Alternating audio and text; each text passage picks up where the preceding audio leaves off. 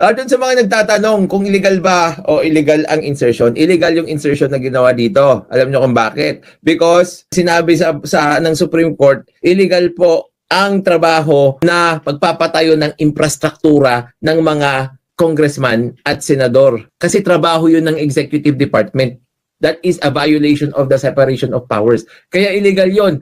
Pag titignan nyo kasi nakalagay dyan, no, merong infrastructure project dyan, tapos project ni Senator Risa Hontiveros. That is illegal. Trabaho ng executive department niya magpatayo ng mga infrastruktura na yan at hindi ng senador. So doon pa lang illegal na. So itong insertion, tignan nyo naman mga kabatas natin. Ni Senator Villar. Ay wala, hindi ko na-picture. Pero karamihan sa kanila ay nasa 3 billion, kumpachero.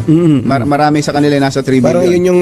Si Senator Raffy ay nasa 5 billion. Uy, Senator Raffy, alamang ka lang. Uy, Senator Raffy! Kaya pala, silent tayo. Yung Belica case, mga kabatas natin binanggit doon, hindi nyo trabaho gumawa ng infrastruktura. Executive department yon. Yung mga congressional insertions na yan, doon sa budget, those are illegal. Meron na tayong batas na ganyan. Even if they actually spend 100% of the money in the infrastructure project, it is still illegal. Why? Because that is not their job.